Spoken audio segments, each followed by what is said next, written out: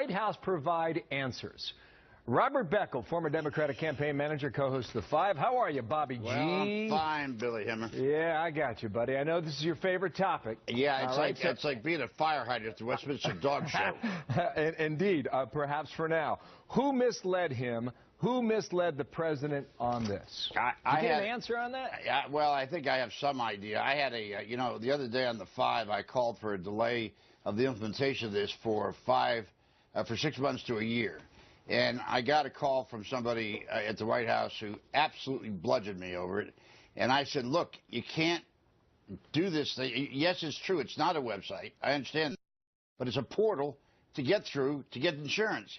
And here's my real problem with it. And that is that most people who want to get insured here have never been insured before. And if their first experience is to not get insured and have all kinds of problems, they may not come back. So the White House called you and pushed back on that possibility. They pushed back. That tells you a lot, right? That means they're, the possibility of a delay is not considered that strongly. That's what I take from your answer there. Yeah, I can't believe that they will not. It makes such logical political sense to delay it a year. Get through. Let me take it from my perspective. I'm not sure about that. I'm not sure, Bob. have you looked at the ramifications of a one-year delay? Do you know what happens? The CBO says 11 million additional Americans against the president and his train wreck of a health care law, because now even high-profile Democrats are calling for its implementation to be delayed. First, there's Senator Jeanne Shaheen, who wrote a letter to the president urging a delay in the mandate deadline. Now, she's not alone. Fox News can also confirm that Senators Begich, Pryor, Manchin support similar efforts. And then there's my next guest, Fox's own Bob Beckel. He also turned some heads when he said this on his big hit show, The Five. It is clear to me that the people this is meant to help, because it is now so screwed up architecturally that they can't get their benefits now, that it is worthwhile taking 6 months or a year off and get it right and then start it again. Now, shortly after making those comments, our friend Bob received a phone call from a former White House official who, quote, absolutely bludgeoned him for that remark. After all, isn't that the Chicago way? If you dare to criticize the president, you're going to be smeared, attacked by thugs from the Windy City. Here in studio to explain, the man himself, Bob Beckel, and Andrea Tantaros, both hosts of the, I guess the #1 show in the country right now, is The Five. How are you? I'm good. How are you? Good to see you both. Yes. Who bludgeoned you? I can't say who it was. Listen, come on, who bludgeoned you? I'm not going to say that. Listen to this. I called and said, as I often do, I think it's a good idea for us to think this thing through, because from a policy standpoint, the people who are supposed to get the help. Tell us who said it. I'm not going to. That's what you want me to say. I'm not going to say that. Let's take dead time for 5 minutes. Let Andy talk about health care. Look, here's the point. What did the person say? What they said was, Bob, why are you going out and doing this? Of all people, why are you doing it? I said, because 2 reasons. One, people are not getting help. And secondly, people got to run. And people running for re-election, frankly, if I were still in the campaign business, I would say I'd take a step back from this, because there's some vulnerable senators. And the House, although it's now in a little trouble over the shutdown, but still, why do you need to have this? Notice we got red state Democratic senators are the ones that are saying, no, let's put the brakes on this. Do you blame them? No, I don't. Now, when the person called you from the White House, did they say, you got to stop listening to that Andrea Tantaros? I think she's rubbing off on you. Let me just it was a former White House person, highly placed, but former White House person, who on occasion yells at me. An Obama guy.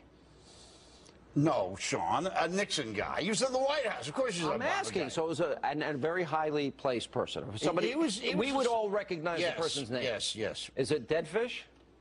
Is it Dead Fish? Rambo Dead Fish? Hey, just remember this. Leave the gun and bring the cannoli, okay? Oh, okay. Thank you. By the way, I could Beckel Bob, but I'm not going to Beckel Bob. Don't. I won't. I will not Beckel Bob. That's that means that when we talk about stuff during the breaks, and I'm not going to do this because he told me who it was, and I will not sell. Will you tell me off the air? Yes. All right. What do you? First of all, the interesting thing to me, Andrea, is if they listen to Bob, he would be helping a lot of Democrats. I'm glad they're not listening. I'm glad they're stubborn, and I'm glad they're sticking by this bad idea, because the political fallout is going to be a disaster for them. Yeah, and this is just the beginning. I think there's no way for them to continue either without delaying the individual mandate, or, Sean, I think they'll probably end up delaying the tax, because there's no way that they can start to tax people for something that they can't purchase. So my hunch is that the White House listens to Bob in one respect, and that is delay, not the mandate, but the tax. They're going to wait too long, though. Well, listen, here's the problem that we've got. Right. Danny's exactly right. If you took this to court and you're starting to get people on taxes that you can't get, seems to me that's a tough one for the courts to deny. But more than that is that I still believe that the system is a good one. I think the delivery so far has not worked out. But now you've got Marco Rubio's got a bill up. And that bill is a pretty attractive bill for Democrats. The only way it stops is that Harry Reid is going to have to say absolutely no. Are you paying attention to me? What am I, a potted plane? I'm guessing. I'm writing down names. I figured out who it is, by the way, and I'm not going to bust you. I'm seeing you trying to give some analysis. You're sitting there looking off to the side. I'm talking to Andrew. When I'm talking? Because nobody at home listens to you anyway, my audience. My audience thinks you're nuts. Well, then why the hell you have me on here? Because it's fun to have nutty people on the show. I see. Good. It's like bringing the crazy uncle out of the basement. Can I make one point? Real quick. We got to roll. No, but let Andrew make a point. All right. We love you. Last point. Speaking of lawsuits, there was a lawsuit that isn't getting a lot of attention. It was covered here on this network, but a man named Michael Carvin's covering this lawsuit. It looks like the courts are going to let it go forward on the subsidies. If this is true, it's big trouble for the White House.